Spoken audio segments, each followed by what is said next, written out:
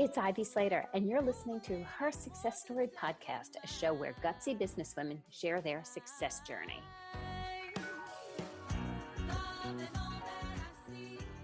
Hi, this is Ivy Slater, and welcome to today's episode of Her Success Story. So I want to introduce everyone to an amazing dynamic woman.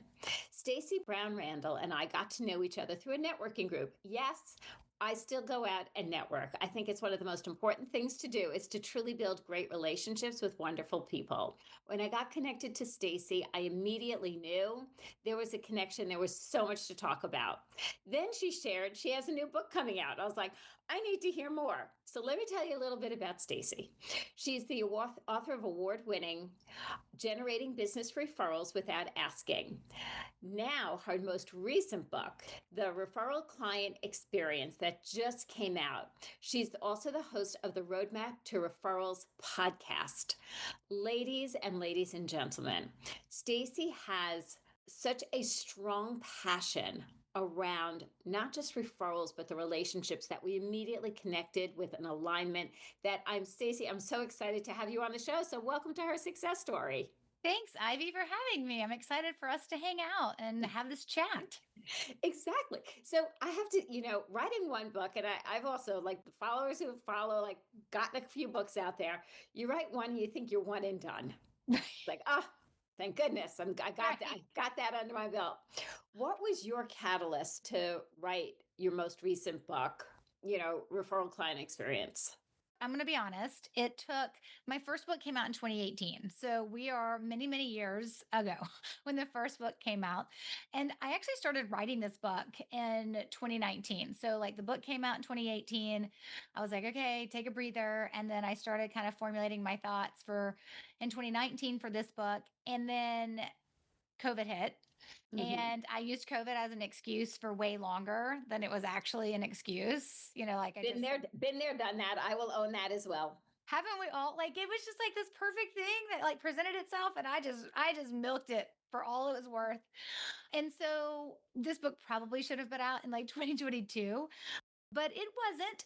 And then finally, I'm a big believer in doing a lot of reflecting back on in your business. Like I used to be a productivity and business coach. So before I went all in 12 years ago on like really understanding and looking at from a referral perspective and that being my zone of genius and what I teach, I did productivity and business coaching. So I'm a big believer and proponent and to this day of looking back at the end of every year, reflecting back on the year. And it was just one of those reflecting activities I had done. Like, if people aren't referred to me, because obviously I practice what I preach, if people aren't referred to me, where else are they coming from? Because you should always have more than one way for your prospects to land into your world.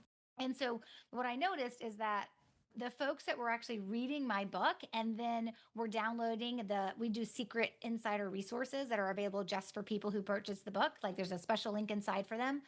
Brilliant. It was the people that were downloading the resources. And those were the people that I would eventually have conversations with that would eventually hire me if they weren't initially referred to me. Right. And I was like, why am I waiting to do another book? Like business perspective wise, it makes a lot of sense to have a second book out and probably is going to make sense to have a third book out at some time in the future. And that was like the catalyst for me, like, okay, I got to buckle down. I've got to do this. Half the problem with that though is once you have your first book, and you know this, Ivy, once you have your first book, you know exactly what you were walking into and how hard it's going to be. And some people like the writing for me is easier than I think for others, but it's still a ton of work and the rewrites and the second guessing yourself and then the launching of the new book. Like you've walked the path before, you know what this looks like.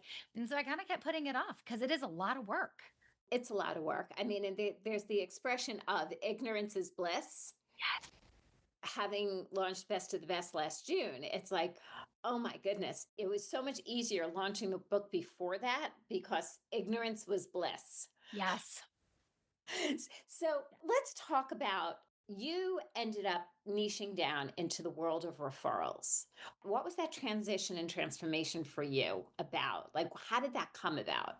Yeah, so I didn't wake up like one day and be like, "Okay, my whole business is going to be based on referrals. This is amazing and this is how I'm going to teach it." I had a business failure. So my first business was an HR human resource consulting firm and it failed after 4 years. So I am part of the 85% of small businesses that does not make it to the 5-year mark.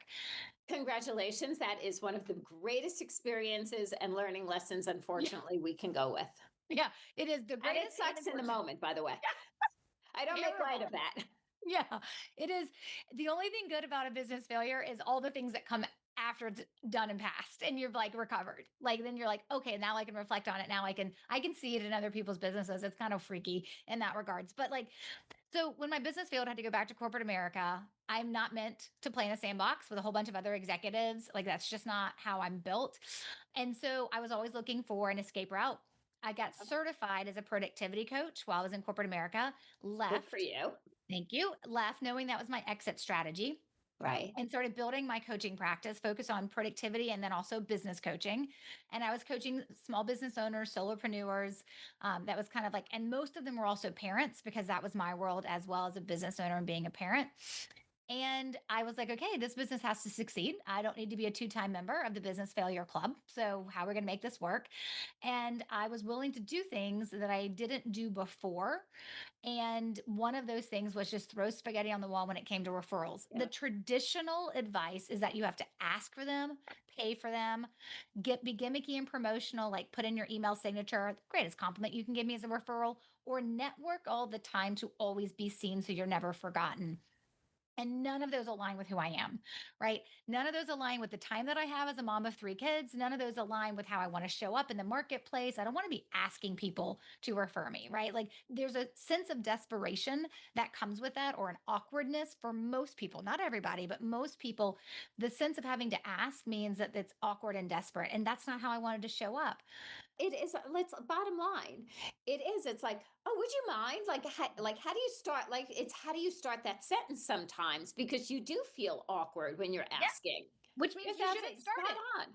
So you should never start it because, and we'll talk about this as well, Yeah. but like, there's reasons why you should never start that question. So for me, I was like, I'm not doing that. Like I know myself. If it doesn't feel right, I won't do it. Now it can't feel amazing and not work either, right? Because Mhm. obviously I didn't want to be a business failure 2 times. And so I was just like, I'm going to build this business the best way I know how. And I'm going to, and at the time it was like throw spaghetti on the wall and see what works from a referral perspective. And I started generating referrals in my first year. My fourth client I ever brought on in my productivity coaching practice was referred to me by the second client I brought on, or maybe my Okay. first client I brought on. And I just started paying attention to what I was doing. And in the beginning, I don't know what it was. Like, I'll be honest, like it was happening. And I was like, awesome. But I ended up getting 112 referrals in my first year as a Wow. productivity coach that I never asked for or paid for. And That's I was like, wild. yeah. And so at that point, you're kind of like, Right. So if you could actually hold on, I'm going to jump in here. So if you yeah, could actually take that and seal it as a methodology, you have a sustainable business, not just for your, not right for yourself, yep, period. And then I would guess like people like, well, wait a second, how are you getting business? yep. And that became my business focus. Like I did it because I couldn't fail again. And then what I had to do and made happen. And then I could reverse engineer what I was doing and how I was doing it and putting my strategies in place. Then that became the thing that my business would be focused on. I mean, it was just one of those moments where it was like, it's like, hey, you're generating all these referrals, Stacey. Thanks for teaching me how to tame my calendar or tame my inbox. I'd rather learn your referral strategy. And I was like, okay, let me teach it to you. And then I was like, let me figure out first what I think I'm doing. Like, but I'm a Right, process right. person. It's so right. If you are a process person, Stacy, like you like, hold on a second. I'm doing something naturally. I never really broke it down. So let me take a second and actually think through. I know I hit the same thing. I do running business, one business or another for 30 some odd years. Like things are like, yeah, I just do. And then I was like, I have to slow myself down and say, wait a second, how exactly, what are my steps that have become part of like my dance? Because it's so smooth at this point. Yeah. And the big thing for me is that like breaking down the steps, like reverse engineering it and breaking down the steps was really, really important. But it wasn't until I actually started having to verbalize it and teach it to my clients. So in the beginning, it was part of their coaching practice. If they wanted to talk about productivity and referrals, we did. And so that kind of gave me permission to not be like, here's the 5 step framework, right? Now I have that. That totally exists. I have 20 different strategies that I teach. Nobody needs them all. But depending on your situation, I've got you covered. And we're always adding them as things change. And so now it's totally different. But in the beginning, it was like, okay, try this. This is what I'm doing. Try this. And if it worked, I'd be like, perfect. Or if I like taught something and the person was like, I don't get it. And I'm like, why don't they get it? I'm like, oh, they need a visual. I need to map this out for them. Okay, this is how this looks, right?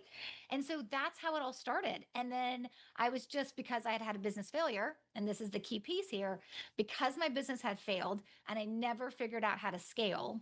I always knew with my second business, paying attention to that was really important. So I went in eyes wide open. I'm going to start this coaching practice. I am not going to scale my productivity work. I think the person who certified me has scaled it beautifully, and I didn't want to compete with her. And Right. so for me, it was like I was always looking for that. What's the thing that's going to make me different that I can scale? Where's my blue ocean? When I discovered it was referrals, and then I realized it was referrals without having to ask or pay for them, which that did not come at the very beginning. It took like a year or two for that to like, oh my God, this is what makes me different. Right. Which is, It does take some time for us to actually step out or step yes. away from our own day to day to actually see what we do.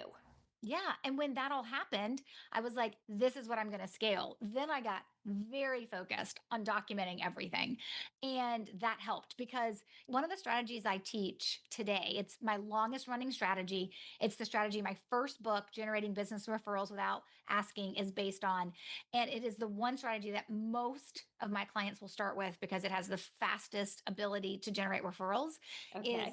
when you have people referring to you, how to get more from them because they're already doing it, but there's a way that we cultivate them to get more from them.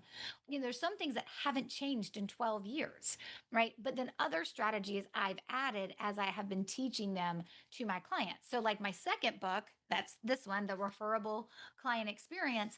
I started teaching this strategy to my clients back in like 2020 because I noticed with my clients, I would always be like, okay, you've got referrals. Here's how we're going to get you more. And it always came with this massive disclaimer. I'm assuming you're referable. And I used to say, I can't help you with that. I'm assuming you're referable. I'm assuming you do great work. I can't help you with that. And then I realized, wait, there are pieces of that I can help with. And I Do did it. start teaching it. And then that naturally developed another piece of body of work. And then we've had years now, I mean, it's 5 years later, of like seeing it work in clients' businesses. And those are the stories that we tell in the book. And so for me, knowing that I was looking for something to scale, knowing that I was paying attention to something that would be different, finding it and then writing everything down kind of created that process in me. And that exists to this day. Like we have a strategy that I started teaching about a year ago and I never taught it before. Like I had one client test it out. I'm like, you know what? I'm curious about something. You willing to experiment with me? And they're like, yes. And I'm like, I want you to send this. Like I always tell folks like this is part of my intellectual property. It's only I only give to my clients. But I told him to email this Yep. one thing to his clients. And I was like, let's just see what happens. And then he got referrals. And I was like, oh, I was right. Huh. Now let's do it with some more clients. And now it's like a standard thing a lot of my clients do when they first start with me if they need like a jump start to referrals. But now I document everything. And it's a process of how I've built my business. When I come across something that works, there's a process to document it. It's so interesting is sometimes when we're building our own businesses, right? And I'll just talk in general is when we're building our own businesses is so many of our listeners are either already building businesses or on the path to building businesses or run very big companies.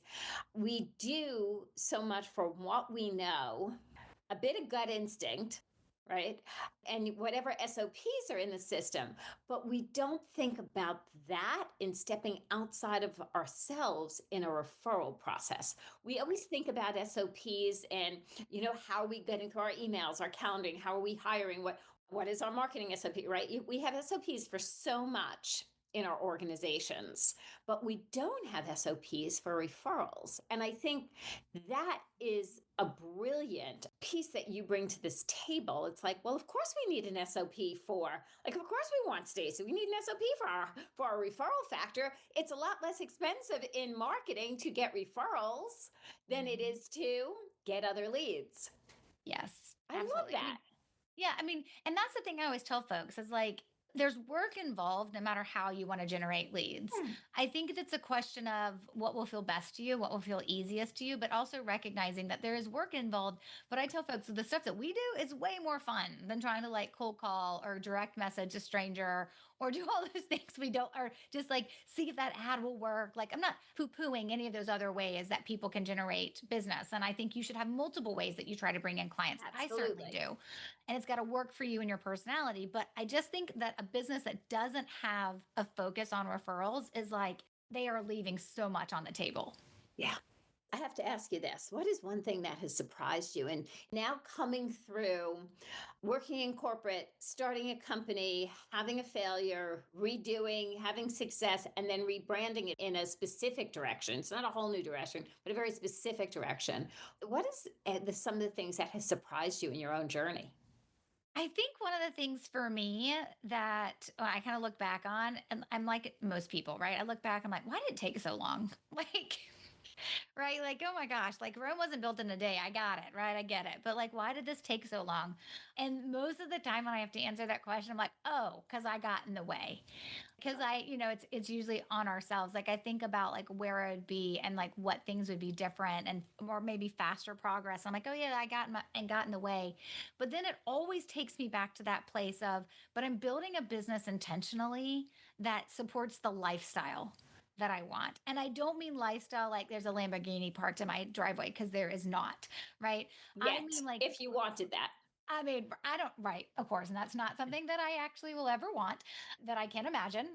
But, for me, it's like supporting the lifestyle that I want in my business. And that has been probably more important than anything else that I've done is like, I want to knock off at 2 or 3 o'clock in the afternoon when the kids get home from school. And I want to be at every one of my son's varsity baseball games.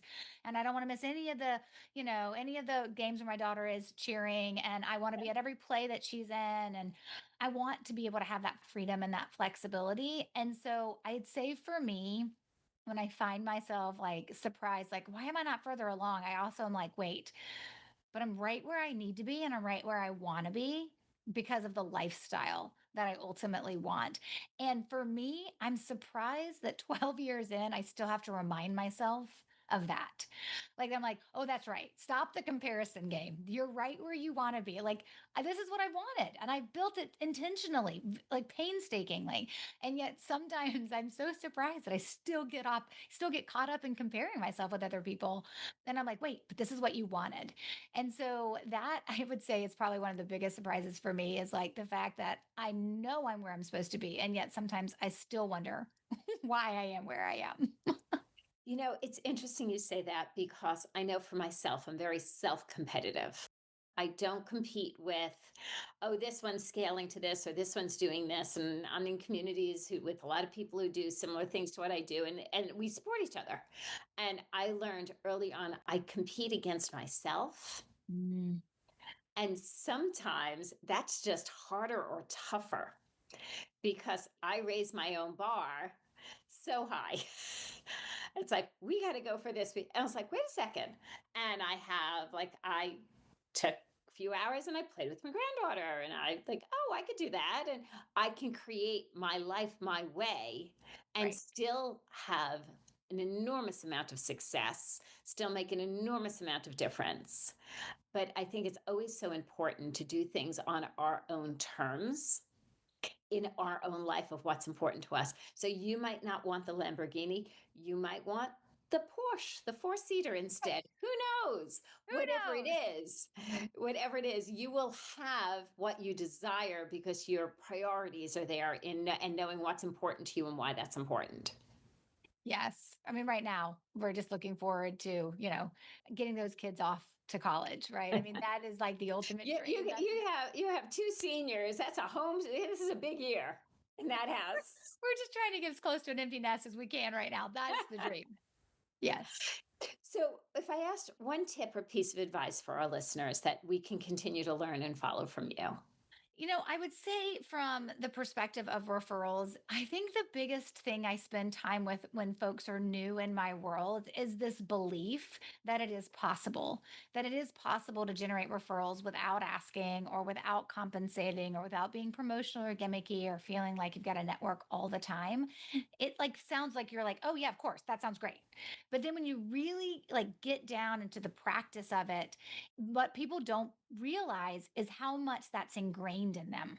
How much this idea that you have to ask is ingrained. I mean, I've had people who will come into my programs and then they'll learn my strategies and they're like, I still kind of kept waiting for you to tell me how to ask. And I was like, I know, because it's ingrained in us that that's what you have to do to generate referrals. And I'm here teaching you an entirely different way of looking at it based on the science of referrals and based on different strategies that we've known have worked for more than a decade. And I'm still always competing with pushing that boulder up the hill with folks to understand that it doesn't have to be the way that they told us it has to be. And I think that's the thing I would tell folks is to pay attention to is the beliefs that we have that are based on what other people have told us, but not necessarily based on what we want to believe or what we've seen possibly work. Just the things that we believe because they've been around forever. Ever. And I think that's so very important for folks is paying attention. It's kind of like the bias you have, and you're not really quite sure where the bias came from because you don't remember having that bias, like Right. a formal thought. It was just like, this is how it is. And like, you're like, wait, I'm going to pull myself back from that. That's the thing I always tell folks is that when they hear referrals, everyone lights up. They're like, yes, I want them. And then they immediately go to, but I don't want to, it's an ick factor Ooh, I don't want to for ask. them. Yeah, it's an ick And factor. so I'm hearing you say there's another way, and there's another way that Yeah. fosters ease, kindness. And I'm putting that in, not that I heard you say it, but I've gotten to know you enough to know that it's there in that way of, I can do this. So, listeners, if you're curious to know more about Stacey, please check out her podcast. Most importantly, check out her book because I know I'm excited to read my copy. Mhm. And most importantly, Stacey, what's the best way for people to reach out to you? Yep. So the home base is the website, stacybrownrandall.com. I know you'll put that in the show notes page so people spell Absolutely. Stacy correctly. Yeah. LinkedIn and Instagram are my two main, I'd say my two main social media platforms. We're also on Facebook, but shoot me a direct message if you've got questions. But really, I think there's a ton of free resources on my website. The two books are definitely a place to start, and my podcast, Roadmap to Referrals. There's a plenty of places to go the way you want to consume information to learn about this new and different way to generate referrals, even though it's new to you, it's not new to us. We've been doing it for more than a Yeah, decade, but this way to generate referrals in a way that works for you and will actually work too. So a great starting place I is love that. just the website. Stacey, thanks for joining me today on Her Success Story. Thank you so much for having me. And listeners, when we come to this point in the show, this is what we say.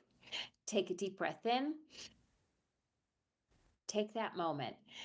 You spent some time to listen to her success story. You spent some time to listen to Stacey and I chat and learn some new information.